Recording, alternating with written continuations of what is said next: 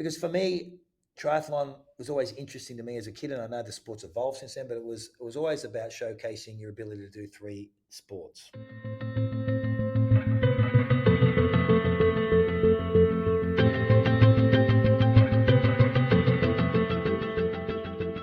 Welcome to the Greg Bennett Show. I'm your host, Greg Bennett, and today I have a very special guest, someone who needs no introduction to the triathlon world, but I'm going to give him one anyway because he deserves it.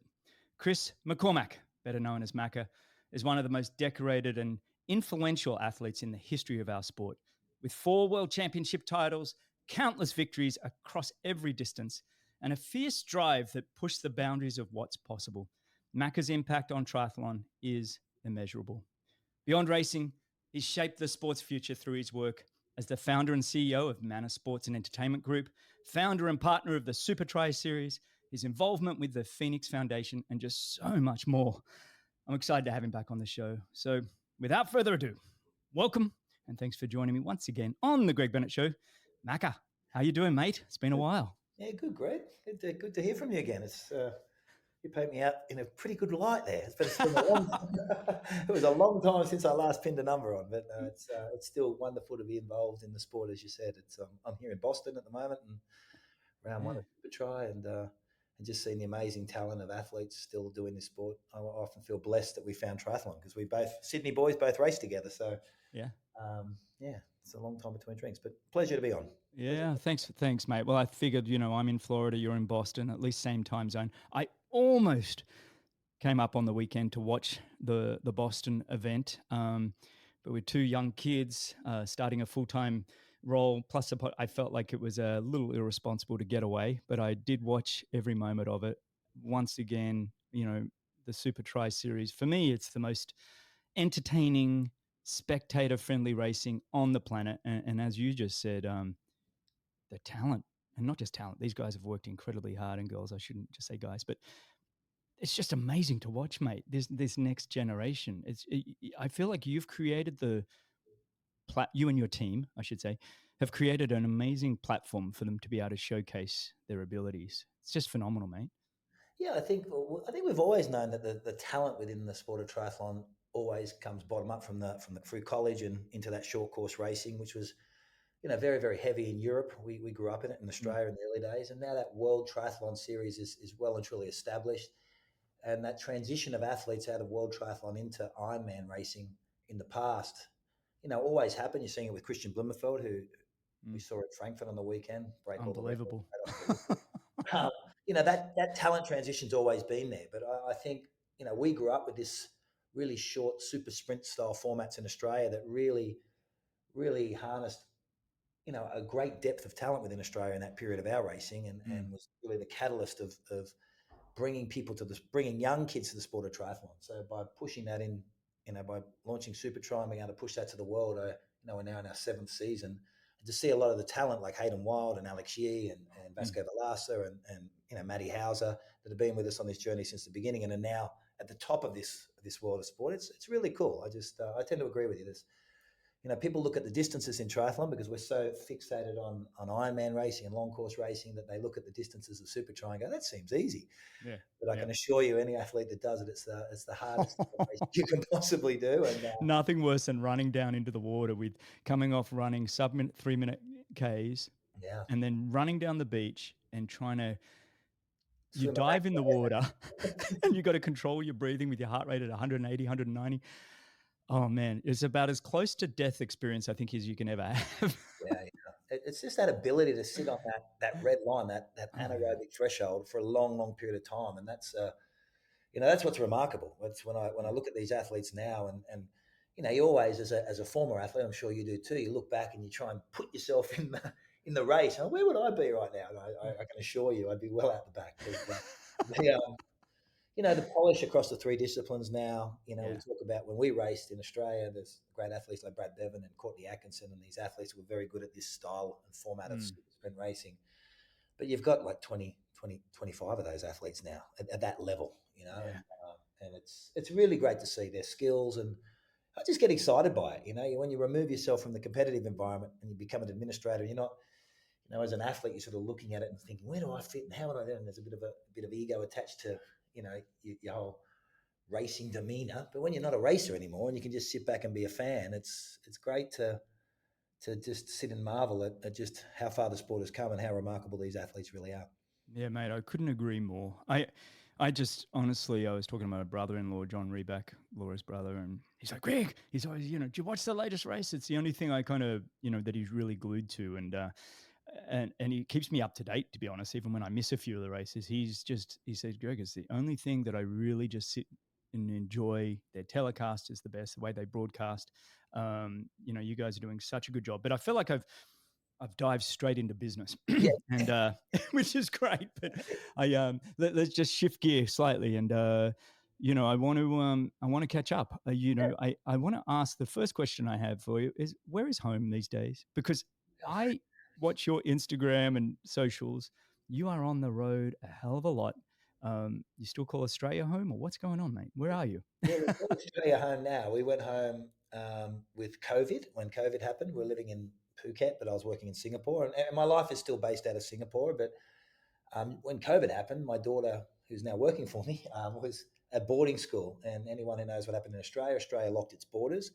And had we not gone home, we wouldn't have seen her for 2 years. So we moved home in 2020, in April of 2020. And because my other two kids, because we're stuck in Australia, had to go to school there, we just remained now in Australia. And Emma and I, my middle daughter Sienna is finishing school this year, and my son Flynn is in year 7. So we've probably got another 4 or 5 years of actually residing in Australia, but then we'll definitely be back to Asia. We enjoy our time in Phuket and just being a little bit more attached to the world. I love Australia, and I've always been Australian, a proud Australian. But when you've grown up abroad and all your friends and peers live in Europe or the States, and it is a Yeah, long way away from the rest yeah, of the world. yeah. You can It's a, direct flight anywhere from yeah, Singapore. yeah, Yeah, exactly, and that's what we miss. And I think you don't realize it until you go back that transient life that has been our life for 20, 25 that's years. amazing. It's hard to let go of, isn't it? Hard to It's let hard. go of it. And Yeah, we often say, why do you have to let go of it? yeah, Our yeah, kids yeah. grown up like that, and actually they have that adventurous bug, and I'm really glad about that. So it's yeah. So we'll probably head back to Asia in about 5 years. Mate, well, I still want to know, what's your status level with all the different airline programs? You must be doing pretty well. I'm an Emirates airline frequent flyer, platinum. I tend to fly. I'm an av geek, mate. People that don't know, this is my life: collecting points, figuring out how to do everything right, and understanding the world's best business classes and blah blah blah. So Yeah, tell me, you're I'm an platinum with Emirates Emirates. platinum with Okay.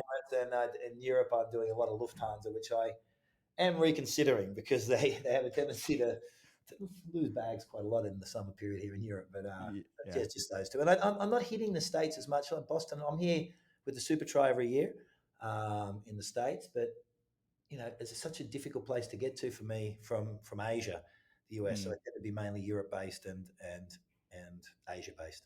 Yeah, So no, it makes sense, mate. And yeah, look, the last few weeks been busy for you. You went to Paris. You went to the Paris Olympics. yeah. Um, let's start here. Let's start with the Paris Olympics.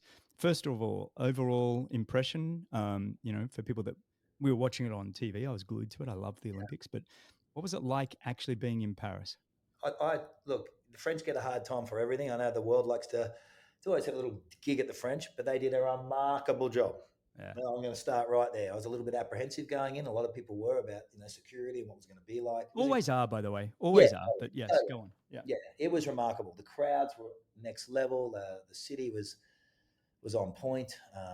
Yeah, it was just I think after Tokyo and missing the crowds, and Mm. after you forgot how massive the Olympics are and how important they are. I believe in just the world. Like The I way mean, it glues the world together yeah, through it's, sport. it's, I it's love it. beautiful. It's absolutely beautiful, Mm. and I think Paris reminded everybody just how important they are and how beautiful the Olympics really is. So I thought it was remarkable. I got to see a lot of events, a lot of the swimming, the mountain biking, the road races.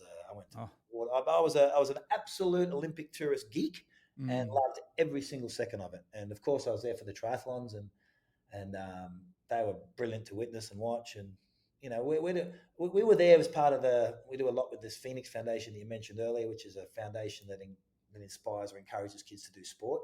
But we had 27 athletes that we'd built, or we'd not built, but we'd funded to get to the Olympics. Because a lot of athletes that No make the way. Olympics don't Wow. come from foundation or from federations that have money. So there's a lot from Madagascar and that just can't afford to go to the Olympics. So our foundation is about giving those kids as much opportunity as anyone else to get to the games, and then supporting them with funds to to get there, because they inspire so many people in their villages. We had one Mm-hmm. young swimmer from Pakistan, a young girl who, she was eliminated in the second round of the 200, but she comes from a village, and she's the first female swimmer from that village, and there's now 11 female swimmers at that village because she's inspired them. So that's sort Mm. of really, really cool to be a part of. They're not winning gold medals. We did have a Keegan Palmer and a few athletes that we do sponsor did win Olympic gold medals, but the majority of the work we do at the Phoenix Foundation is about giving those kids opportunities, and so that's why we were there. So I was very, very fortunate to be able to go to a lot of events.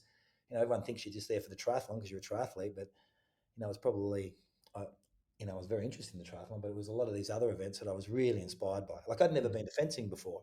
That was Yeah. amazing. Yeah. The fencing Yeah. was incredible. Like, it's what's so beautiful about the games. As we said, it's just remarkable. You find yourself watching things that you would never. Well, I don't. I watch more badminton in, at the Olympics than I have in my entire life, and now I feel like I'm an expert badminton player just by watching. You kind of go, yeah, I could do that. But it was awesome just to watch all of those sports. I find the Olympics, it's like just such a festival of sport. yeah, And all the parties and all the, everything from the Oakley House to Visa and Amex homes, and then all the country homes and all the different kind of places that you can go visit and check out. I've already said to Laura, and I've been on ChatGPT already planning out my 2 weeks in LA. Still too soon to book, and yeah, Brisbane as well. I might do some work with NBC. I'm planting that seed with them to maybe do a little bit of broadcasting. But I just find it's, to your point, love the triathlon. Obviously, we know so many of the personalities, but watching the mountain biking, the road racing.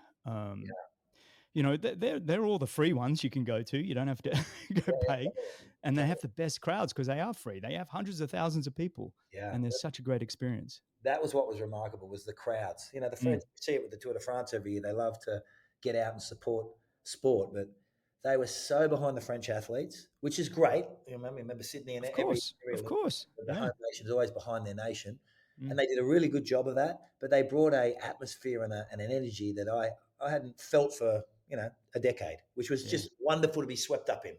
yeah. I was an absolute geek. I painted my face green and gold. I walked around a proud Australian, and you really buy into that cultural, alignment. I'm an Yeah, Aussie here to support them, and it's fun and friendly banter, and yeah. I really loved it. I thoroughly enjoyed it, and I It's just funny. I got kids that are 4 and 6, and we were actually staying with Tim O'Donnell and Marinda Carfrey in Boulder when the yeah, Olympics all started, and Rinny obviously being Australian and Tio being American, and then our family were all dual citizens.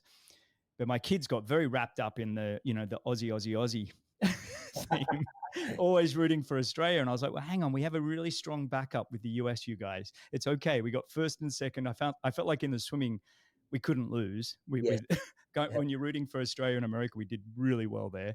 But it was to watch my kids for their first experience of having the Olympics on all the time, which they yeah, think dad's nuts, especially when I'm yelling and screaming at the TV when the was it the Aussie BMX yeah, when yes, yes. and she Michael crushed Bell. it, and I was standing up screaming go, and the kids like, your dad's nuts. But I'm like you, mate. I'm such a fan. I love it. But look, the triathlon race, Paris, obviously there. Um, what really stood out to you there? I mean, you could say that the favorites won, but Yeah, they're obviously, there's a yeah, lot of pressure on them to do so. Who yeah. stood out? Look, obviously, the whole talk about the triathlon was that swim. It got Oh. the men's race got canned and pushed forward a day, What and did we swim in '96 then, mate? same river, and it with was no apparent with then. no $1 billion cleaning. Yeah, yeah, exactly. I wish I had the $1 billion contract to clean it up. All you got to say is sorry, it didn't work. Thanks for the money, Yeah. because it was like it was it was as much to do with the water quality. Hearing the discussions around town and sort of being, now you're a bit older and you sort of get the whispers from all the administrators that you sort of know now. And Miles Stewart was there, who we know, used to race with. He's Mm, part of the whole World Triathlon stuff. It was as much the water quality, which was poor, but it was on the line, right? yeah, But yeah, it was the movement of water. It was how yeah, yeah. how strong the current was, and that really made it made it an interesting race. We've swum in rivers before. I remember the old Tizi Vivaras race in Hungary, but yeah, it was. I thought that opened things up, I and loved it. I yeah, I did loved it. too. I did I too. loved the movement in the water. It Yeah, I was did. like the high V triathlon. Remember we did that one, and that river Yes. was moving crazy. Yeah. Um, Yeah. I loved it because it required not just the physical ability to swim, but the technical ability to understand the movement of water. Yeah. And just like we ride a bike up and down a hill and take corners, I want to know that you can, if you're in waves and ocean or rivers, you can understand what you need to do. And it was fun to watch, mate. It was Yeah. fun to watch them all get spread out. And the cream came to the top anyway. The Yeah, people it were did. expecting to win the race Yep. won the race. That's what I Yep. well were in the had the ability to win the race, put Yep. themselves in the game, and that's important. But my takeaway was that swim start, that river movement. Agreed. Sitting there in the morning, like turning up in the morning to get there for the start, because we had both races on the same day. I was blown away by the crowds. Absolutely blown 20 deep, away. mate. I'm watching It TV. It was was I've unbelievable. watched it on TV since, and it didn't give even you see the impact of the crowds on the television coverage, but the noise, it was remarkable, absolutely Mm. remarkable, and the support they had for the French athletes. As you said, it was to perform like we'll go to the women's race with Cassandra. It was the first one Oh, off the day, and they had a lot of pressure on her going in, and there's been a lot of talk around her since for the last 5 or 6 years around mm. her unique ability and her talents. And she was brave enough 18 months ago to leave the French system, move to Loughborough and train under the British system with a boyfriend and get in, which created a lot of conflict within the UK. You probably saw all that back in the day. A lot of people complaining about a French athlete of her ability coming into their program there in Loughborough. She won that by going through the college, and I think getting out of France for her gave her the build up she needed without the pressure of being a French athlete preparing in France for a French Olympics. And I just thought Mm. she raced. There was no one going to beat her. I spoke to Mm. her the day before the event. She seemed calm. In years past, she can be a bit of a princess with the utmost degree. And I don't think Cassandra would mind me saying that. She can get herself wound up, and I think that I didn't see that immaturity in her in Paris. She seemed very happy with where she was. She didn't seem to feel the pressure. She was definitely like blown away by it, but she was excited, which was I thought, going in, she was the one to beat, and she showed me that. I thought, Julie Derrins, who got second, was another Brett Sutton, amazing. Like for a coach, and you used to work out with Brett. I think he does amazing things, and to see her do what she did, um, I thought she was going to get away with the win, and obviously Beth Potter, who's 2 Olympics ago was a runner for the UK, has now put itself on the bronze medal dice in Olympic Games. I just thought that entire women's race was amazing. Flora Duffy's swim, incredible. Mm-hmm. And for her to finish fifth at what a fourth or fifth Olympic Games, like Mm-hmm. just Fifth Olympics, fifth. Yeah. fifth Yeah. Olympics. Like for me, I was just a geek. Like I was honestly the word like you would have seen me. I was just a fanboy. I just couldn't get enough of it, and you just get so engulfed in the race, and when the outcome came the way we were hoping, because we support Cassandra have for the last 5 years, and I don't do anything except you know sponsorship support, so not in the coaching capacity, Okay, but so you guys are management, you mean? yeah, You're yeah, the yeah. management side? Yeah. She's on our Bahrain team. We put her in Phoenix. And we deal with her a lot. Like we Mm-hmm. pay Mm-hmm. her sister a lot. And for me, I just felt amazing because I've got to know this young girl Mm-hmm. since she was 21, and to fulfill her potential. You would have seen it with Simon Whitfield. Mm. They're what they're capable of, and they do it. Mm. You're like, I'm so proud of you. I've never been so proud of someone. I was just like, good on you. You got the monkey off your back. So proud of you. Like, you must be so happy. Your life is complete. Now everything's upside. That's sort of how I sort of Oh, looked at absolutely. it for her. And yeah, so I absolutely love that race. It was, and the crowds. And when she crossed the line, and as I said, the entire city of Paris roared. I hadn't seen it since the '98 World Cup, living in France when the French That's won right. the World Cup, when the whole country roared at the same time in that final. That was the same as when Cassandra Beaugrand crossed the You give me line. goosebumps just It was thinking incredible. about it. It was You know, amazing. the only other, it was like the same pressure that Alistair Brownlee had in London. Yeah, It was like she had the weight of the nation very early on. She was the first Olympic gold for the French. yeah, Um, a lot of pressure on her back, and just I'm not sure people can appreciate that kind of a expectation and the weight of a country than people like Alistair and Cassandra, because it's and then to actually perform with that weight, Yes. it takes quite a powerful team around you, the psychology, the emotions that go with it all, and to actually make it happen. It really is outstanding to your point. I'm just basically repeating what you just said, but it really was outstanding that the crowds and the cheering and everything she got. So big shout out to Cassandra. Yeah. Talk to her. I need her on this show, buddy. Never had Oh, her. Would love to have her on the show. I know she's a woman of few words, but would still love, even if it's a short chat. So get her on here, mate. Now that I know easy, you're on the easy. management team. She's always worried. She's actually a lot better. She was always worried in the last 2 years, but now she's moved to the UK about her English. So she was always very shy, Mm. didn't want to speak because her English is it's Oh better. no, I've seen her interviewed, mate. Yeah, it's better than ours, Benno. So Yeah, yeah. People will be like, finally, something that's yeah, pleasant to listen to. yeah, so yeah, I'll get her on. She's a lot more confident in it now. She's been going. Yeah, Yeah, yeah. I'd love to have a chat, but and then the men's race, mate. My amazing. goodness, it's Well, it's one of those mixed. It's a weird feeling when I watch that race. I've watched it twice now. yeah, And it's an interesting one. It just felt there's a courage that I saw from Hayden Wild I agree. that goes beyond what I've almost ever seen before in our sport. That he knew he only had one way. He's been out sprinted by Alex Hughes so many times. Yep. He went at 3K, mate. And I don't know. He kept looking at a watch. I've got him coming up on the show. We were meant to record yesterday, actually, but he had some troubles, technical troubles. So I'll record with him next week. But I need to ask him about that watch. But mate, the bravery, the courage. He was a minute down out of the swim, bridged the gap, Yeah. slow in T2, had to catch up to Alex Yee, who went out like a bandit, Yeah. and then caught him and then went. It was just a wow. But look, got caught 300 meters to go, and it's a 10K run, and you got to get the timing right. But tell me your thoughts. I feel like I'm I stealing thought the the thunder. same. Look, I think going in, we're talking about Bergier, the podium. Yeah, I didn't see going past Yee, Wild. I had Velasa there, who was fifth. yeah. It was, and the question mark was whether Hayden would outrun Alex. Mm-hmm. And as you said, Com Games outrun. A lot of these Super League or Super Tri events we've done outrun. Yep. If if silver goes up in price, he's going to be a wealthy guy, Hayden. And I think he did everything he had to do. Yep. I think the media and everybody's trying to create this rivalry between Alex and Hayden.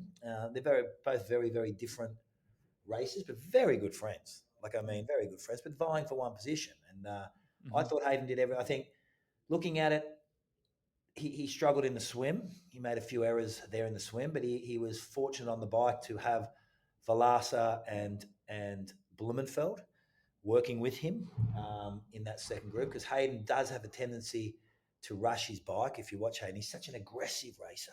He has so much torque and power and skill on the bike.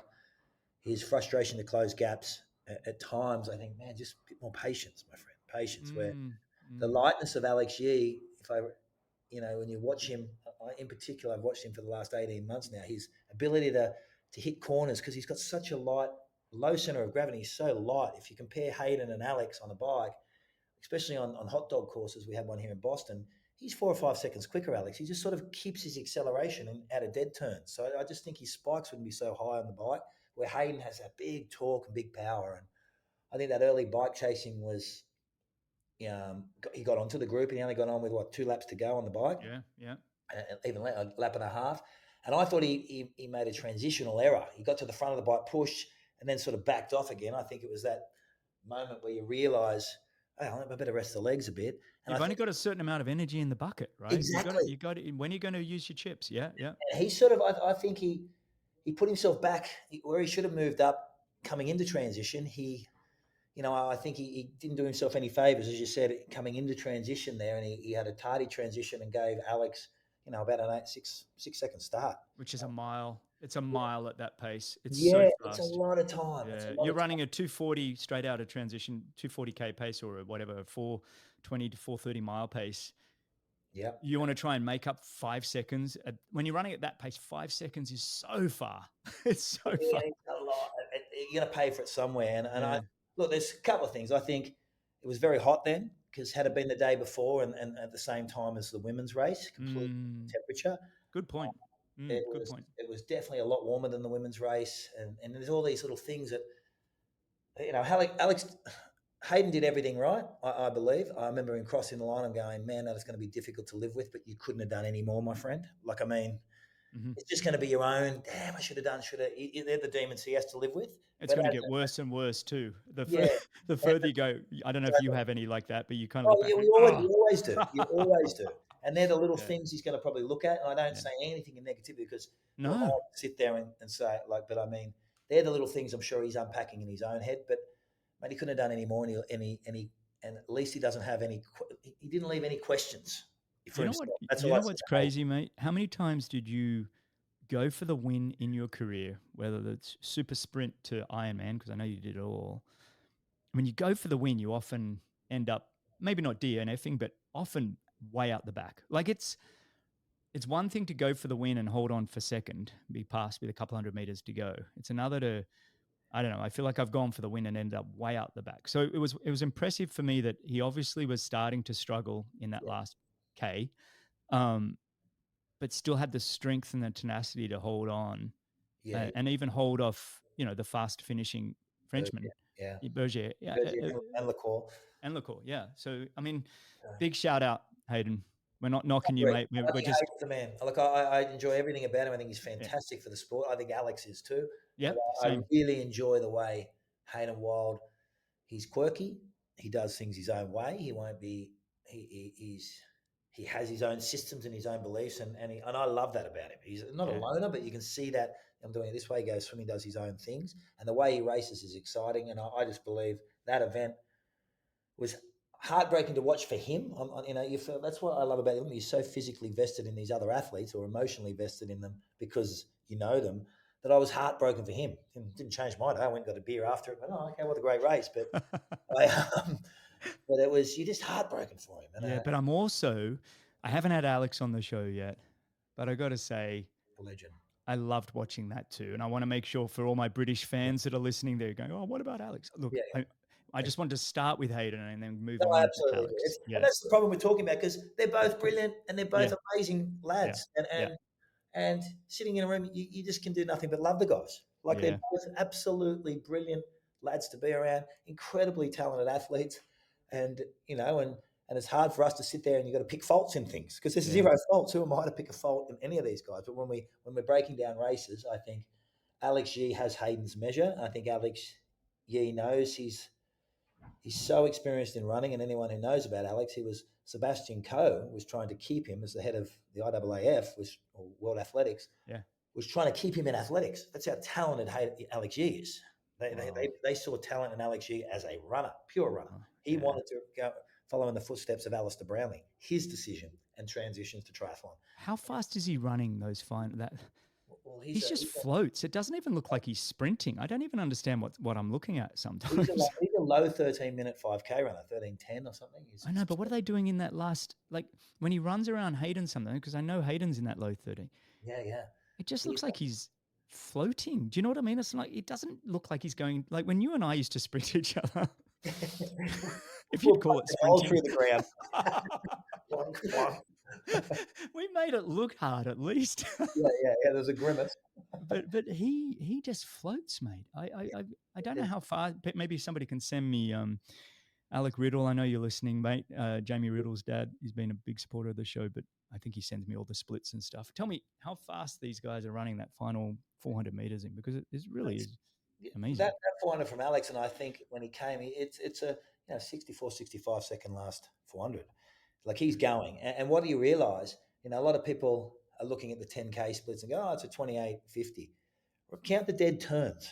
The Oh, deceleration. 3 seconds a dead turn, mate. 3 to 5 seconds. Everyone. My running friends. I'm like, guys, look, count the dead turns in these. I actually wish World Triathlon, if you're listening, would get rid of the dead turns. And if you can do it in SuperTri, I know it's a bit harder in these really, really short circuits, but man, let the athletes run. Yeah. Let them run. Get rid of U-turns. I don't, or make the U-turns as big as you can. If it's running, so you can track them around, because I do it. That deceleration and acceleration. Oh, I think Alex has a lot of. Being a smaller athlete, I always picture back to, we're going back to our era again for the people that know. Greg Welsh was amazing at that. and Peter Robinson used to do the Peter same. Robinson, Robbo, Walshy. they accelerate quickly. They got shorter. and I think he's very, very good at that turnover. Mm. But when he gets up to speed, I think mano a mano in a match race without the dead turns, it'll be very interesting to see both those athletes. And I put a Leo Bergier in there as well, and a Vasco Velasa, Oh, and those guys 100%. on point when they're Yep. on form. It'll be a beautiful run to do. But as you know, with sport, you have to stand up on a day, and we Yep. all get the opportunity to do it, and someone has to execute. And on that day, it was Alex Yee, and no one will ever take that off him. And No, he was remarkable, absolutely outstanding. a deserving Olympic gold medal. So it was beautiful. 100%. Big shout out, Alex. Massive.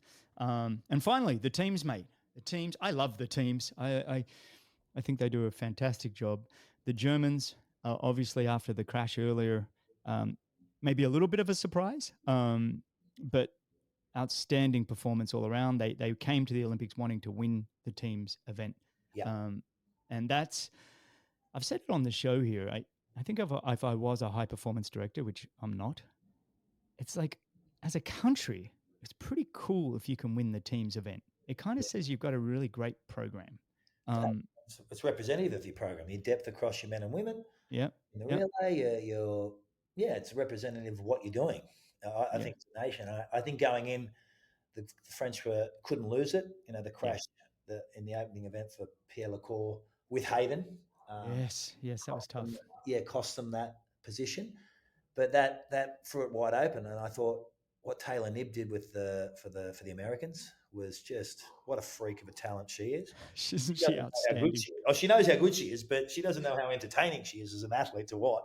Yeah, yeah, And she's so quirky and interesting, and just doesn't care. Throws caution to the wind, and I love athletes like that. I just find yeah, it so yeah. entertaining that you just don't know what you're going to get at any different race. And she put the Americans back in the game, but it was to And see her Lindemann waiting for her, I thought was very, I thought, clever, clever. yeah, she attacked. Good on, she tried to attack around, but Lindemann, she was ready for that, and she knew Yeah, that was her ticket up to Beth Potter, and I just thought it was well played.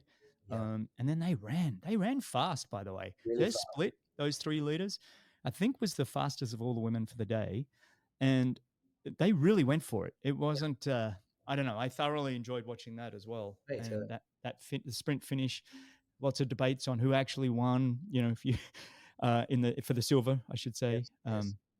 It's one of those where Laura and I said, just give it to both of them. Yeah, yeah, Give them both a silver. What in the world? yeah, yeah. Um, But it but was, yeah, it was. It's that relay racing is awesome. And imagine it was love it. around. I look at it now and think, oh, I wish it was around years ago because it would have been really, Oh, really imagine lovely. you and I and a teammate. We But at would least have it's never a nice lost. racing. We It's would have fun. never lost. Yeah, yeah. I'd finally get an Olympic gold medal. It would have been. Whereas Alistair says quarter of an Olympic gold medal. Yeah, I'm not. I always feel like with these. Here's something for you, a little off topic, but on the topic of team gold medals. I always feel, and I'll pick on Michael Phelps because he's got the most gold medals out of everybody. I always feel like a relay medal should go to the country and not the Yeah, yeah, not individual. the I individual. always feel like it's a bit tough on people that are outstanding, but they don't have a chance to be on relays because they're just the only one. And Yeah. then they're kind of never said they're the greatest Olympian because, well, they never had a team around them. I don't know if that's Yeah, entirely well, fair when we want to I say, think of relays as the country anyway. And I yeah, mean this with the utmost respect. I couldn't tell you who was on every single person's relay team, but I can tell you who won. yeah, same, same. Russia, Germany, Yep. the USA, but I don't know who was on all the teams, but I just Yeah. know the nation that won. Well And put. I tend to agree with you. It's tough. Like I just think, yeah, like it's of course winning an individual goal, but they need to push that up a bit more because I do tend to agree with you. It Well, shows I the depth think of I the think nation. what you can do. I want to move on to the SuperTri series here because I think what transitions well here as we talk about what you're doing in the series this year with the four teams that you have. Love the fact the Americans. I don't know what contract they've got with you. Um, have created the Stars and Stripes team. Yeah, They've got a Boston and a Chicago race. I have said it on this show so many times. Why aren't these federations calling up Chris McCormack and saying, get how do we get you to our country? How do we get some of your races to our country? With the eye on the prize to one, the team, relay, but also just it's such a catalyst, as you mentioned earlier, for these athletes to actually develop their skills get faster and faster, develop some media skills and everything that goes along with being a professional, you'd be my first call, mate. If I was Australia or whichever country, I'd be like, Macca, how do I get you here for 2 or 3 races on my, at least my continent, but ideally my country? And to see the US doing that, I don't know how that's worked, but excited to see them at least leaning into this. I think it's a great idea. Oh, thank you. Well, basically, the fundamentally it came. If you watch the last couple of years, I wanted to transition the racing into more of a team dynamic, a team racing Yeah. and short stuff. So if you remember years past, we had scorpions and we tried this animal to. I don't know. It's a bit cheesy. Let's go in the direction like Formula One, where it's a racing Mhm. team, like a Crown Racing or Podium Racing that it's owned by, and we sell off the franchises. So Great. we started Great. 4 franchises this year. We sold 3. One's been retained by the club, so sold off to outsiders.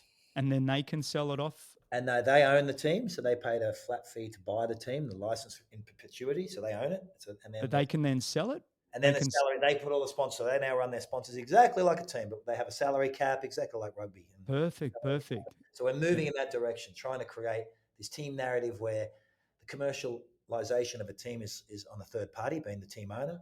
We Yeah. run the league, and then there's an advisory group of team owners that sits there exactly.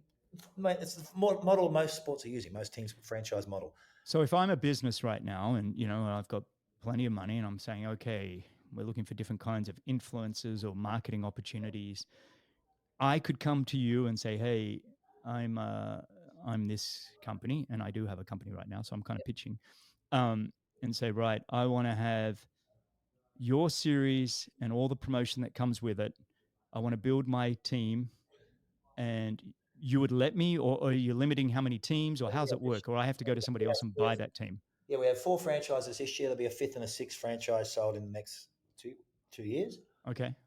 Yeah, and they're third party owned. So there's 2 ways. You can come to the league and sponsor the league and be a Mm. league partner. Okay. But I've just basically said, hey, I'll provide you the platform and the events and the Mm-hmm. broadcast, and you go get your athletes. Here's the rules. There's a salary cap. I'll provide $500,000 for the winning team each year, 400,000 for the second team, 300,000 for the third, 2-1, right? Of prize guaranteed. Nice. Nice. Yeah. So the team now gets the money as opposed to the individuals. What you do with that money within your team and how you pay your individuals is on you. But Mm. here's the salary cap. Here's it. You go get your athletes and you bring them in. So you have a salary cap. I love it. What is it? Can we know that, or Yeah, is it confidential? 280,000 Two, for 280 for the 8 athletes this year. 280, and you got to have 8 athletes. Is Eight there any requirement on the 8 athletes you have One to has have? to be an under 23. We You will what? Have one under 23? Did you one under say? 23. We'll move Okay. to 10 athletes when there's 6 teams. Mm-hmm. And we're looking at that, but that's going to be part of the advisory group of team owners that say, okay, we want this, this, and this, right? Now, as we go, as opposed to the league dictating, we just sort of said, okay, here's the franchise. Is this what the franchise rules are? Here's the salary caps. We'll transition into this model. So at the moment, this year, the league owns a lot of the athletes and allowing these teams to race a season. So with the salary cap isn't operating this year, but it will next year because we want Mm-hmm. the teams to race, Mm-hmm. have an understanding. And now you go to market and you find your capital. So um, it's pretty cool. And we sold 3 of the I teams, love it. which is I love great. it, mate. Brownlee's Yeah. bought a team, Alistair and Johnny, and so they've got a team out of the UK, and Podium Racing's here out of the United States of America, and Stars and Stripes is a federation-driven US model. So the federation supported the acquisition of that license, and that's all run out of Arizona State with Parker. And so the one thing about the United States, and this is why we sort of wanted to go in this direction, because we agree you needed to be in the US the sport, especially at a short course level, because the US is so obsessed with Ironman, and you have so much ability at your short level. You always have, and they just sort of get lost in this European circuit.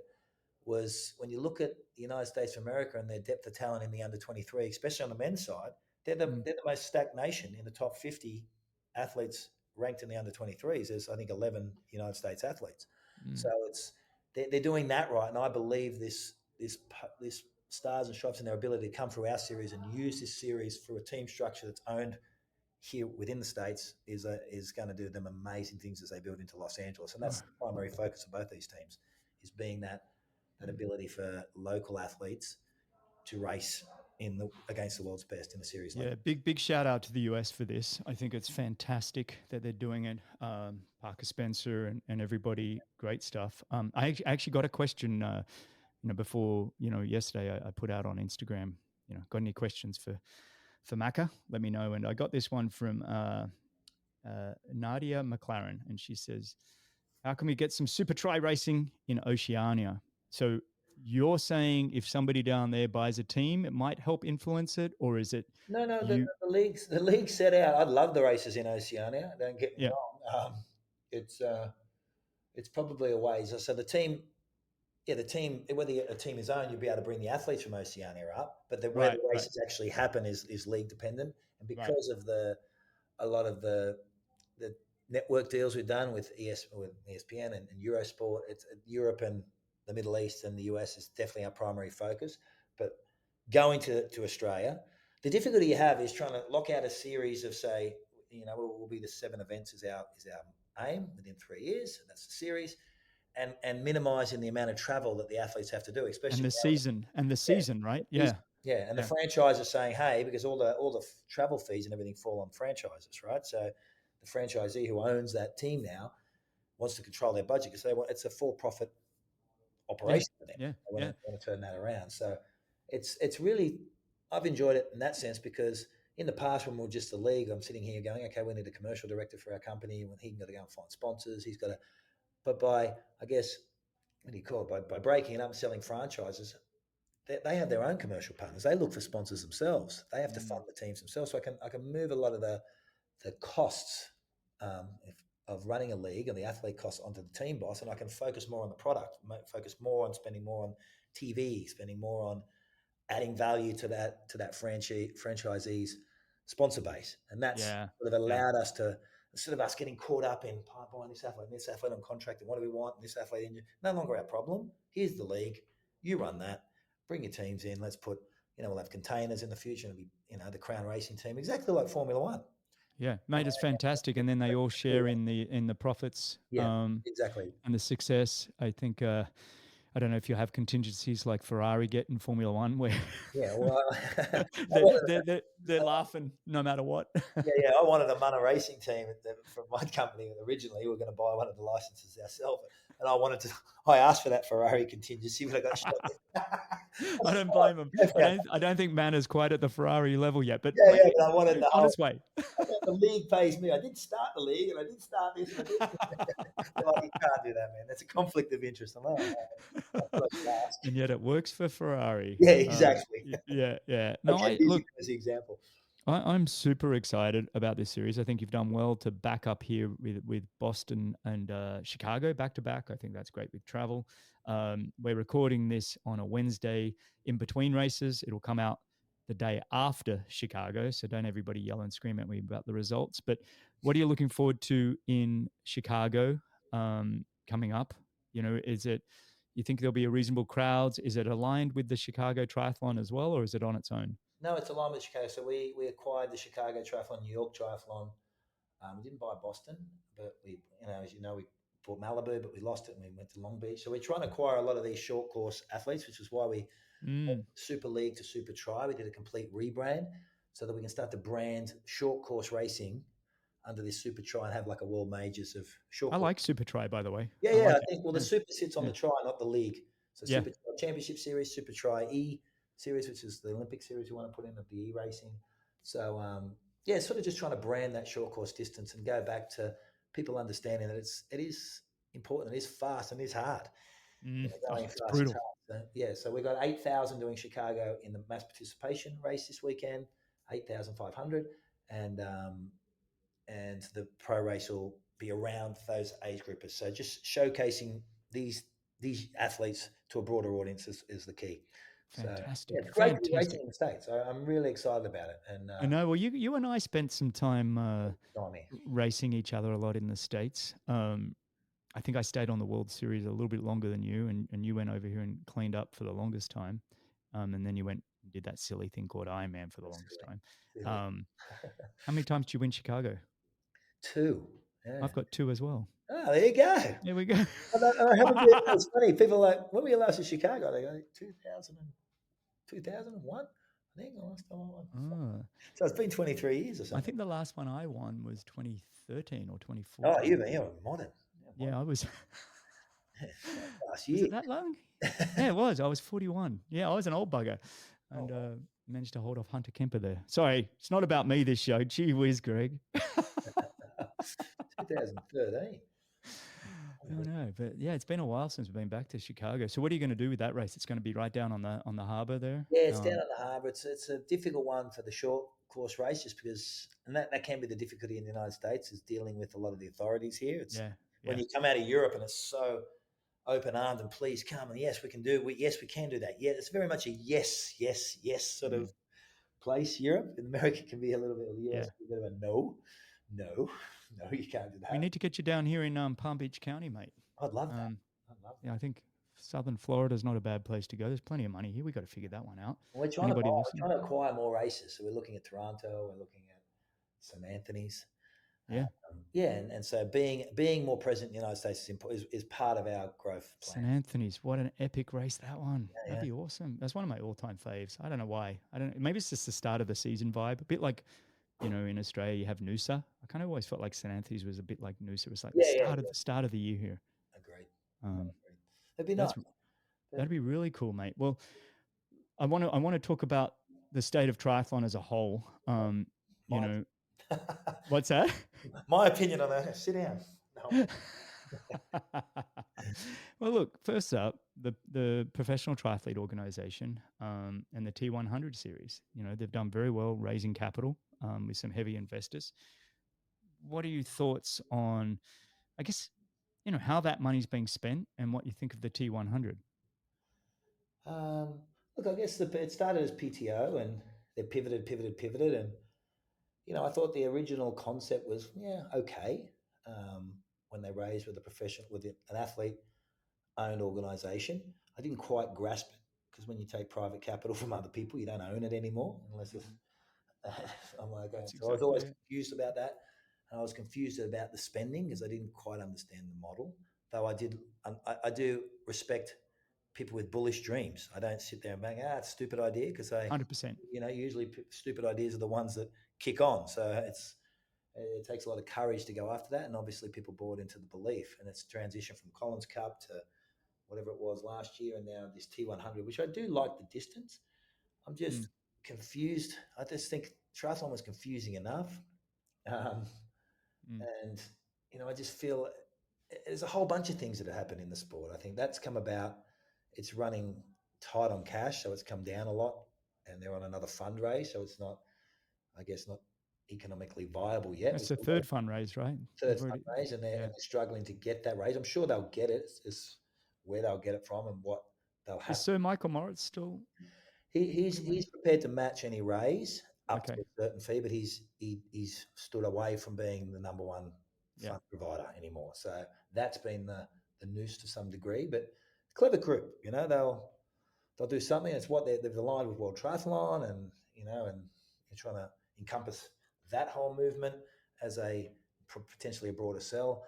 I just think with that happening, you've got SuperTri, which we're sort of a separate ecosystem. I just think we're I don't like to put us in that group, but we are, I guess, because we are part of the broader ecosystem of triathlon. But then you have Ironman, and I believe with PTO and then the split of Ironman, men and women separating and a move away from Kona, and I just think it took a lot of the shine off Ironman, and then this new Ironman series, which I'm confused about. I don't know. I seem as a lover of the sport of triathlon, I seem confused by it at the moment. And if I'm confused, people who don't do the sport will be super confused. So I think the sport always goes through these ebbs and flows. What I look at the moment is a huge marathon boom happening again worldwide, and that tends to follow with a huge triathlon boom as people transition back across the sport. But I see my daughter as the perfect example. Non-runner growing up, she's running fanatic now. Runs every day, doing 10Ks, man. And coming to watch this event, she's like, Dad, I want to do a triathlon. Had I asked my daughter to do a triathlon 5 years ago, she would have laughed in my face. So I always use them as a litmus test. My younger, is this cool? What do you think? What do you think about socials, and what do you think of the sport? And she, as an outsider, she actually said, I liked it, I might do one. And her and her girlfriends, which was quite cool. But that is awesome, by the way. Yeah. And you've mentioned her, and she's working. What's she doing with you for work? Oh, she does all our socials. Basically, she's the PA to all the executive team, like Trent Taylor, myself, Lisa Pringle, and Stacey, my head of marketing. So she does a lot of the organization because a lot of us work remotely. Yeah. So we use a platform called Monday, and she's making sure the comms is happening on that platform. And then she does a lot of the filming back end stuff for some of our social media accounts for some of the athletes. So travels a bit with us. Oh, good on her. She's getting great work experience. And by the way, I think all of us know Monday and all these different platforms. I feel like I go from one to the next, Yeah, and I feel exactly. like I spend half my time learning new platforms Yeah, I'm the and same. then actually using them. I lean on her all the time. I'm like, Yeah, "Your I skills, your need to go get myself an EA just to I'm anybody listening, if you want to become my EA as I'm moving into all these new roles, please come and help me. I feel like I spend so much time. Anyway, yeah, sidetracking again. Sorry about that. But look, I think you articulated that really well in the sense that we we have so much going on. There's a lot of opportunities if you are a professional athlete right now. Um, it's I just I've flat. enjoyed the effort and the ambition. I think you said the ambition. I like that. I think it's true of the PTO, and I love the effort of everybody. I'm not knocking by any means, but you've got to hold my eyeballs as a fan. Totally. And It's boring. I've said this on the show that I love tennis. I love watching tennis. I enjoy playing tennis, and that's of recent, the last sort of 5 years. But I can watch um, tennis because it's an hour and a half usually to 2 hours on a big game, 3 hours on a really epic one. Yeah, But for the most part, you've got my eyes for an hour and a half. yeah, And that is my attention. The problem with the T100 I often see is you want my eyeballs quite often for 3.5 hours. Now you can have it every so often, like you do with Hawaii Ironman, Kona. I tune in every year. That's my day. Get my popcorn. It's like whatever, and I'll go for walks and not sit there totally. blindly for the full 8 hours, 9 hours. But you're asking a lot when you say you want my eyeballs for such a period of time. I don't know. Maybe it's just my attention span, but No, I think I agree with you. I think it's my takeaway with it, and I'm not criticizing anyone. Now you got to say that sort of like no, yeah, you got to say absolutely. this all No, the we time. love it. We Yeah, I love love it. you. Right, We so love you. that's what we're talking, and we're trying to find fault in things. I'm going to put that out there. Yeah, Not that yeah. they exist, but I'm trying to. If I was, I love what they're doing, but I couldn't understand how Ironman, which is the most when I first saw the deck, the pitch of what this represented, a long distance series of races. What I couldn't grasp is Ironman, the world would consider as one of the strongest brands in the world. People tattoo it on their body. It's been Yeah, around. Whether you like Ironman, let's get away whether Ironman's a nice group or whatever. That's irrelevant. That brand the has some brand is awesome. power Mm, and it has some recognition and it has some commercial value. Like I mean, mm, people. yeah. Now, if they can't commercialize long distance racing, the arrogance to believe that you're going to call it something else, do the same thing, and it's going to be 10 times as big within the space of 2 years, to me was a red flag, to be quite honest with you. I was like, okay, you're going to put amazing TV. What does that TV look like? So when I went a couple of layers deep and asked those questions, I often got pushed back with, you're so negative. And I get frustrated with that because just because you It's disagree with someone doesn't mean you don't like them or I'm just asking. I'm not, No, no, that's no, no. You and I are coming from it as much as business people as we are fans of the sport. We want yeah. this to succeed. And so we're going to ask questions to make sure it succeeds. And people, when you push people on questions nowadays, they get very defensive and then they push back Yeah. on you like, you're No, no. such a negative Nelly. I'm like, I'm not a negative Nelly. Walk me through it. I Yeah. want to understand this because Yeah. and have you thought of this? Because why has Ironman found it so difficult to commercialize when they haven't got massive sponsors in Kona? And you're talking And about they lose them. Very rarely do they re very, very, sign. because Yeah. it's Yeah. very difficult to, as you said, it's very difficult. Long distance triathlon is non-drafting, one individual on a screen, very, very difficult to storytell. Hmm. And people want to be entertained. Yes, it's a sport, and the diehards like us will watch it because we understand and we know the athletes. But if you're browsing and it's like, it's okay. There's not enough happening. I've got Sam Laidlow on the front for 35 minutes. It's like I, nothing no, changes. I agree with you, mate. I Uh, couldn't agree more. I've said it on this show. I often, for me, Sunday afternoon before getting back to work, I often put on round four of the golf. yeah, And I enjoy watching Scotty Scheffler or whoever. I'm not actually, I haven't got into the live golf yet. I've tried and it's not working with me. But just going back and watching Scotty Scheffler and McElroy, whoever it is, and closing out a championship, golf day, I can do that.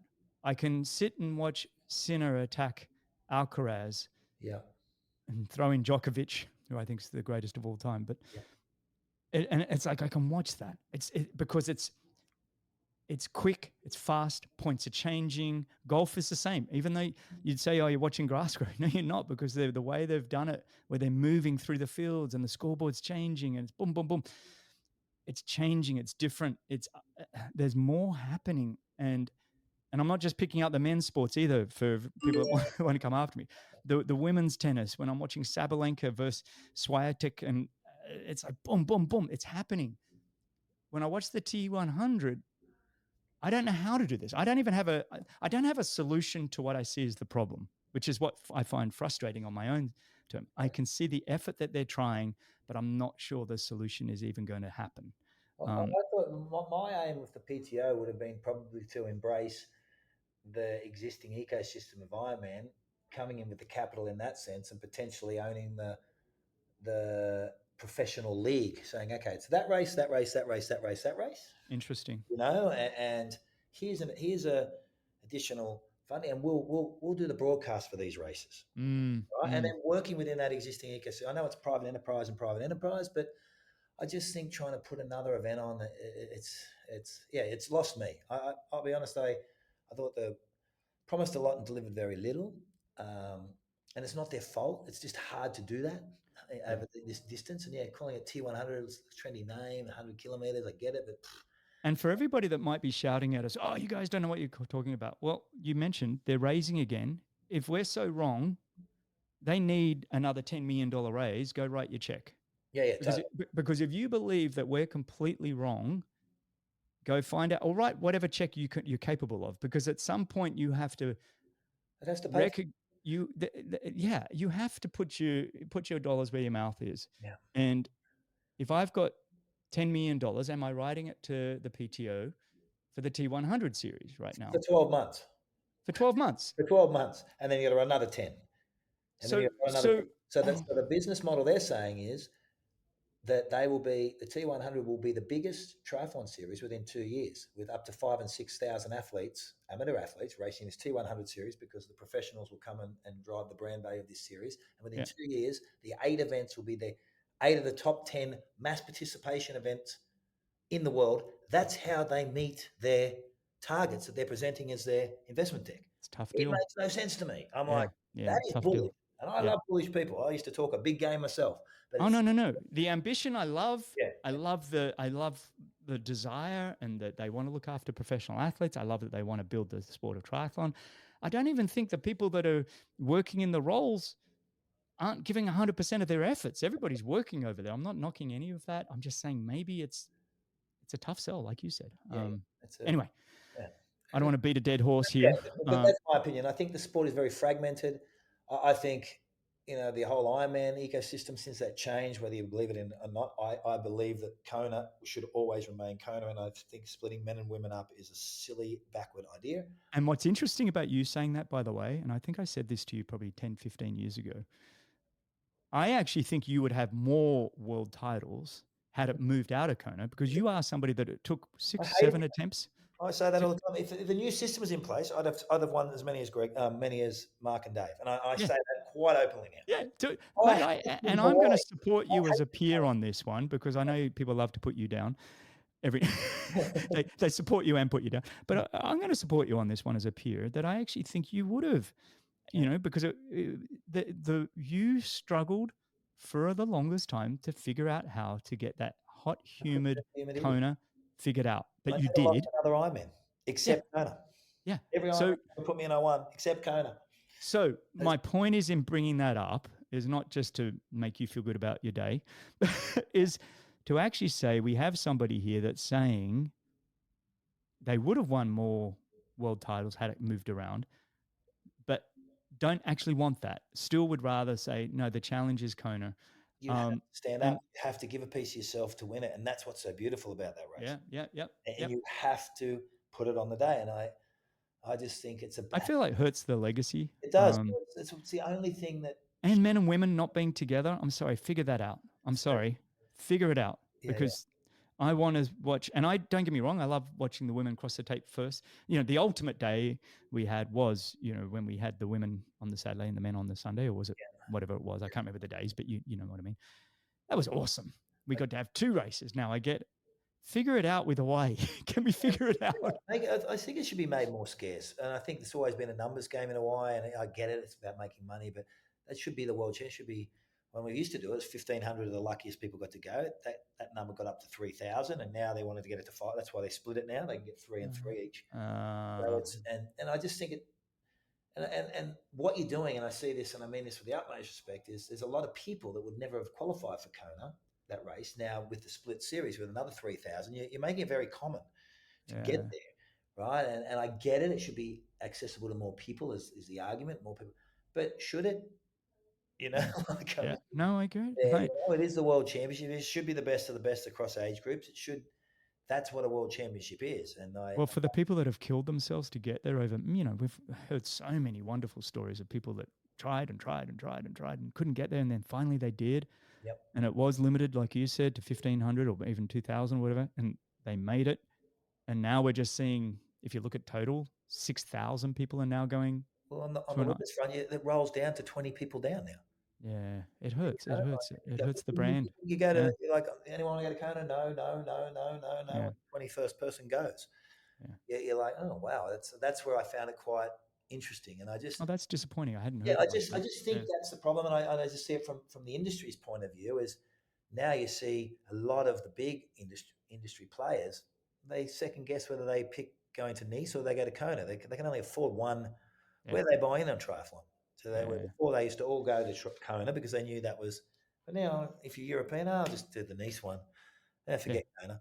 And so that takes away that whole industry buzz that was part of the drive of what Kona was the race, but it was the ecosystem of triathlon. The media was there, the press, worldwide press, the industry was there, and that's been segmented as well. So I just think that's with PTO and that's happening in Ironman, and then World Triathlon and us. It's as you said, it's a great environment if you're a professional to cherry pick and pick your way around at the moment.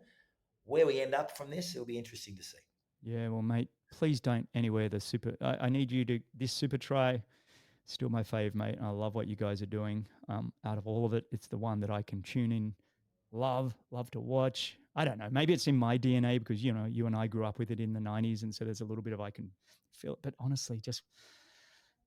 Do you have clocks on these athletes in SuperTri so we can watch the actual speed? Yeah, we have clocks and 90-second rules and I know you've not got the 90-second rules, but I want to see the speed. I want to see K pace, or if I want to tune in and change it to imperial, I can change it to mile pace that Alex Yee and Cassandra are running, and all these athletes are running. It's phenomenal. It's ridiculously cool. But and I have some points allocation now across the disciplines are interesting. I think we do need to get that up on screen a lot quicker because teams accumulate points across the 3 disciplines as well, with fastest swim, fastest bike, fastest run, and that being the fastest lap by any athlete. So that gives you a speed narrative. So on the weekend, there was an 800-meter circuit, and the quickest lap for the men was put down by, was it Alex Yee? I think Matt Hauser had the fastest. Oh, Matty Hauser, yeah. In the first lap, he had a tardy transition. He ran a 2:04.800. Yeah. First lap. That's serious running, man, to get around U-turns, by the way, people. Yeah, around U-turns to get on. Yeah. And then he paid for that because he had such a bad transition. So his middle triathlon was he went out too hard in that first one because he had a tardy transition at the back end. As you said, you're 5 seconds back, over 8, and he caught on in the first lap. So they were all in 2:10s. 65-second laps. He's got a 2:04, boom, to get onto the back of the group. Got the fastest run, so scored points for his team, but he paid for that. Yeah, we need more education on how all these points. I don't really understand the points, and I'm being I don't mean to knock you either. I agree. It's a discussion we have. I'm just kind of watching the race, to be honest. I know we've got the team owners, and I get it, all of that, but I'm just watching. Yeah, I'm just watching the race. I want to watch the best race. That's what I love. But mate, I want to get into some questions from some of the folk from Insta World. First one, which is on this, what we're kind of discussing from Lee Shelvis. He asks, assuming that the triathlon race organizations can sync race calendars so that pro races don't overlap, do you think that a centralized broadcasting platform collectively funded by all the race organizations, Ironman, Challenge, PTO, SuperTri, World Triathlon, etc., would create a better broadcasting product for the sport? And do you think a centralized platform is achievable? And run by Mana Sports and Entertainment Group. There you go. Absolutely, because that is my fundamental. Yes, I do. The Mm-hmm. issue you have is two things, because when you talk broadcast, and the cost of broadcast has come down a lot over the last few years with cloud-based technology, and a lot of people talk about cameras and they're pulling things apart, and it's very different in different parts of the world. And I can give you an example here in the United States. For example, when you bring in a team to do your broadcast, the unions have laws, right? So if I bring in 25, 30 people that are required to set up things, every one of them has to have their own hotel room. Every one of them has to have there's a lot of stuff that comes in that adds a lot of pricing, a lot of price to things. So there's different rules in different parts of the world, but technology has allowed a lot of this to be done with just contractors coming in with the cameras, and I broadcast everything to an OB truck, and I cut it up in Sydney, for example. Mm-hmm. It's just finding the companies that can do that. They're very, because a lot of these big companies are falling apart, but a lot of them are being ripped apart through contract work. What used to be, what we know as Channel 9 in Australia, if you had a Channel 9 contract in the 80s, you were getting paid a lot of money but now they're all contractors. No one works at Channel 9. And so I think a centralized broadcast system run by someone who can facilitate that worldwide, who sets a set standard, and using these right AI tools now that can do all the digital packaging. Mm-hmm. It's so open and available. It's just that we all contract to these third-party people that come in with different concepts and ideas, and it's all around your producer and what they do. But triathlon is a difficult sport to cover because we're going from the water to the bike, very slow in the water, very fast on the bike, and running's a very easy sport to cover. And you want to get athletes' faces. You want to have a relationship as a viewer with the athlete on the screen. Who is it? What do they look like? I want to see them. I want to see their suffering. And how you capture that and tell that story properly is very producer-led. You get a poor producer that can make the package look quite average. Obviously, the cameras are so cheap now to do with drones and cameras, but a lot of them are coming in, and budgets differ from race to race. An Ironman race will spend $100,000 on a broadcast. That's very limiting. So people are like, oh, we need this digital package. You're like, yeah, we do, but that's plus plus plus. So yeah, I think yes, it'd be great for the sport. Will we ever get there? Probably not. And that will ultimately be why. And you see a perfect example for us on the weekend. We just come off the Olympics, right? Yeah, huge. I looked at my product on the weekend and thought it was horrific on television, personally, because I was sitting there thinking, I've just come off the Olympics, so it's an opportunity for us to showcase again. But they're spending $1 million on that TV package, because it's the Olympics. And so it's very, very difficult. But that consistency of product needs to be across the board.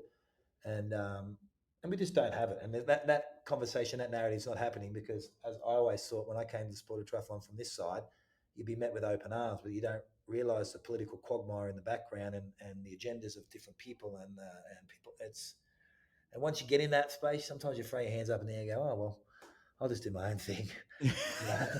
I don't need to deal with all this other stuff. I'm done with fight. That's like, okay, you do yours. Yeah. And that's sort of...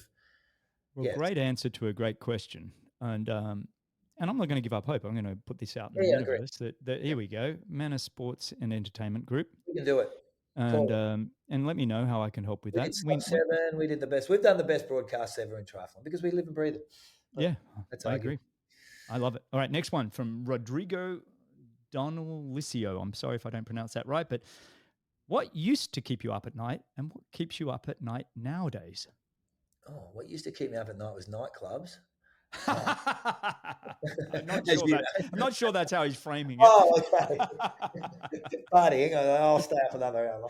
No, what used to keep me up at night? I think fear. I think when I was an athlete, I think back when I was an athlete, and I guess I can contrast it to now, I think we've talked about it before on this show with you, Greg.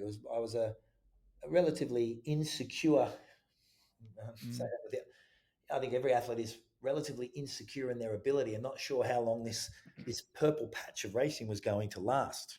right? So Mm, you're winning a race. And so I think we talked about having imposter syndrome on your syndrome on your mm, show before. But so I used to be always anxious about what was I going to do next and where I was going to put my money and how long am my purple patch of racing? And what if next year I don't get a sponsor? What if? So that used to constantly be on my mind. So I look back on my career now, and in hindsight, you're like, what did you worry about those silly things, right? mm, But I just did, because I guess I didn't know how long. I thought 10 years in a career. I never imagined I'd do 20 years in a career of triathlon. mm. Um, I thought 10 years was it, and then I wasn't going to have any work experience, and I was going to go home to Australia. What am I going to do? They used to keep me up. Now my kids keep me up at night. Same fears, but for them, Yeah, no, it's, it's just. I think I'm just wired that way. I'm always a worrywart, and I'm always no, I think that anxiousness drives us, yeah though. anxious. I Yeah, was saying that to Laura. Now we medicate for anxiety, and I kind of go, well, and not to say don't people come down on me 10,000 times hard here. I'm just saying anxiousness, I really do look as being a really great fuel in the sense that we see a problem. There's a problem going on that creates a feeling, and often people want to run from that feeling. And I think we are anxious people that have decided we have to lean into it, and yeah, and you've got to use that anxiousness as a fuel to get something done. Um, totally, totally. and No, so I think yeah. you're right. I'm naturally an anxious person, and that Oh, we anxiety, both are, mate. We yeah, both are. motivated me, and that used to keep me up at night without question. Anxious, imposter syndrome, whether it's in sport or business, I'm always going, can I do this? Yeah, yeah, totally, totally. All right, next one from Tim Lang asks, what are your thoughts on the Olympics potentially going back to non-drafting in triathlon? I haven't heard that was going to happen. A No, I've time, never heard of it as well. yeah, I'm like, yeah, oh, that'd I be think a awesome. time trial race would be remarkable if that's the question. Whether they had an individual time trial race, like they did in cycling, whether the distances is different or short, but Yeah, I think yeah, that would be a remarkable race where each athlete had to do swim, bike, run over the same course. Whether that's possible, I think because for me, triathlon was always interesting to me as a kid, and I know the sport's evolved since then. But it was always about showcasing your ability to do three sports, hmm, right? And I, you look back in our days, and there was athletes like Benjamin Sanson and Craig Walton, and they always had a weakness. They went on to win races, but there was always a weakness. And nowadays, the Alistair Brownlees, the Jan Fredinos were weakness free, right? mm-hmm. So I I would love to see that ability for an athlete to individually time trial, and if that was in the Olympics, I'd love to see. I'd be very keen to watch something like that, just for curiosity's sake. And I think it fits the Olympic mandate because swimming, cycling, and running exist in it, and performing over those three distances. And we've done time trial races in the past, Greg. The ones Loved them, we loved used to them. do, I think they're brilliant, and Yeah, it's an interesting format. Whether it was over the Olympic distance or a sprint distance or some hybrid distances. I love that idea. I love that idea. Yeah. I agree, I think it's a great one. Here's one from Narissa Clare is curious. Do you still get on with Norman Stadler now after all those years of rivalry? I actually do. Believe it Yeah. or not, I text Norman, a few times a year. We What's more keep, text than you give me? yeah, yeah, yeah. I like Norman. I don't get any texts from you. Yeah. Whatever. No, I get on well with Norman now. I think we sort of look. I've known Norman as you have. We did Race Yeah. World Juniors together in '93, and it's like anything. It's like the Hayden Alex rivalry now. Yeah. It was just a different time. I try and tell, back in those days, and it's very different now. I think we've talked about it before on this show. Is you had relationships with magazine people because your story was told by others. So I had a Mm. relationship, say, with John Duke at Triathlete magazine, or this Competitor magazine with Bob Babbitt, and all these magazines around the world, and editors or people wrote about you, and you just wanted to get the picture on the front cover and a few pictures in the magazine, and then you go Oh, that those was it. Yeah. sponsors, Yeah. and that was the relationship, right? So I think in those days the media had a lot more control in building these rivalries because I don't know how many times I'd call John Duke a triathlete and say, I never said that. You've misquoted me, mate. Oh, Right? yeah. Like I never actually Tim said Carlson, if you're listening, yeah, Tim Tim Carlson. Carlson, My I did life not story say with that. Tim Carlson. Tim, I'll get him. My life story, Tim, was with mate, you misquoted me there. So Yeah. they Yeah. created this rivalry. Whether they did it deliberately is, to make a story sound great is arguable. But I never had a problem with Norman. No. This problem was created, and then it became a problem because we're both competing for the same thing. We've been lucky enough to sit, older now and talk about it, and we understand it because we both went through it in our own. You realise you were a pawn in someone else's Yeah. someone else's play to some I degree. remember doing it. I remember doing an interview once with my father-in-law standing by, and they kept asking questions, and I'm not going to mention their names because. And my father-in-law was like, "Wow, they've already written the interview, haven't they? Yeah, They're just trying to get you to say what they've already written," exactly. and they just kept going and That's going and what they going. do. And that was always my argument. And I had the same issue with Craig Alexander, who we never really had an issue. And we got to sit down and talk about it. And we both realized that we should have communicated together, face to face, instead of Yeah, communicating through others yeah. and assumptions being drawn and things being misunderstood. And we'll just you look at it now, you were you're a pawn in someone else's play. Plus, we were all tired. We were all training really hard. You There were was only training one. hard. And you're naturally We're the competitive. most competitive people in the world. Yeah, Are you kidding? naturally fearful. So you read what everyone else wrote, and you're like, what a bastard! Why would you say that about me? Yeah, yeah. You I know, actually did have M Pizy wrote and wanted to know how you were with Crowe. So thanks for bringing that up. no, absolutely fine. I had a great lunch with Craig Alexander Crowe when we were down in Sydney just recently. It was Oh, fantastic to catch up with him and his family. oh, Awesome, man. Big shout out, Crowe. Um, here's another one from Andy Woolley. Almost done, by the way. I know you're probably going to get going here. But Andy Woolley asks, with a laugh, has Macca completely forgiven Hayden Wild yet for the extra lap he did last year? I forgive Hayden straight away. It was. Do I forgive Michael Gilliam, who was the manager last year, for not informing him earlier? I was in commentary that day, and I saw him. We were having a tough day. Hayden was on form, and I think we were focused more at what was happening at the back of the pack, assuming that Hayden would Yeah. count his laps, but he was reliant more on us than we anticipated, and we made that error as. And yeah, of course, Hayden's forgiven for that. And we protested that last year. If you go back and watch that race, Yeah. Yeah. they're talking about we as a It team. makes it, you know what? Some of this stuff is good. Yeah, It's yeah, like you need these remember whens. You taught me that. You yeah, need to create yeah. remember whens. We wouldn't be talking about the series otherwise. It was Yeah, awesome. yeah. Leo Um, Bergier went the wrong way too, but he didn't get penalised. So oh, that was the that's part problem. and parcel of the race. Yeah, so I love it. And Brent Levin just has one quick. He just wants to say, please tell him that his term "having a mental milkshake" is one of the best phrases of all time. So there you go. Brent just wanted to give you that one. Oh, thanks, Brent. That's You're talk. going to have That's a about bit like. Paul Amy, by the way. Paul, if you're listening, you're the biggest. In my book, I talk about mental milkshakes, and I'm talking about Paul Amy, in my opinion, the greatest athlete to do our sport that didn't achieve Oh, what he should have achieved. 100%. We have a few of them, but Paul Amy's right up there, mate. And yeah, big shout out also to the Tim Don, who you've got working with you on Tim, huge fan of Yeah. Donny and everything he's doing. And I'm not sure how much he's involved with you throughout the He's series, but huge. He's the manager of Podium Racing, so one of the big teams, the American team that they've got a lot of funding behind them, and he's a part owner and the manager of that team. awesome, Yeah, yeah. awesome. Well, mate, before I let you go, Phoenix Foundation, you mentioned it earlier. Can people support that in any way? I want to make sure we shout out Oh, yeah, to of everything course, you got going on. yeah, we do a lot of events together. There's donations and stuff to do. We're running a big gala. It's at the moment very privately funded. Qatar Airways and Nestle and obviously Sebastian Kulchik, who's the founder of the foundation. So we've got a Yeah, lot of big global partners that are supporting the work we're doing. But awesome. we formed a club, a Phoenix club. So for athletes that are keen on doing marathon, like we're running Chicago Marathon this year. We did a big event in Kenya.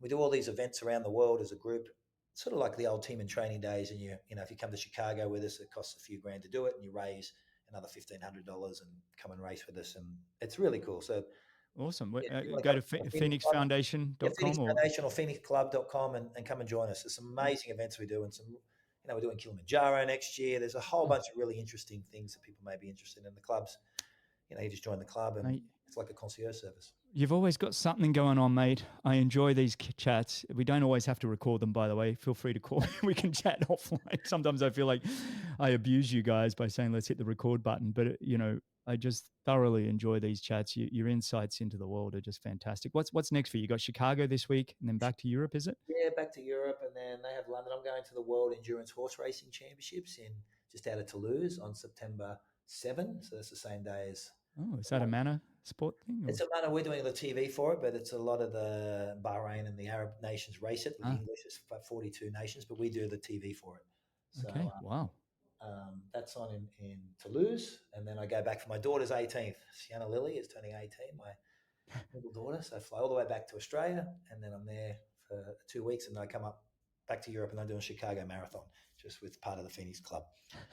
Back up this way and jogging the marathon. Well, I love it, buddy. It's been a real pleasure to chat with you. I got through, I think, nearly everything here, but I'm very conscious of how much time. I think you and I still have the record on this show. The very first episode I did with you, I think we went an hour 50 or something. So that was my record. But mate, really is just a pleasure to catch up, and congrats to everything you're doing. I'm a huge fan, not only of you, but obviously the SuperTri series, Phoenix Foundation, everything you guys are doing. I do watch from afar, and you're doing a fantastic job, mate. So thanks for coming on. I appreciate you, Benno. Always a pleasure.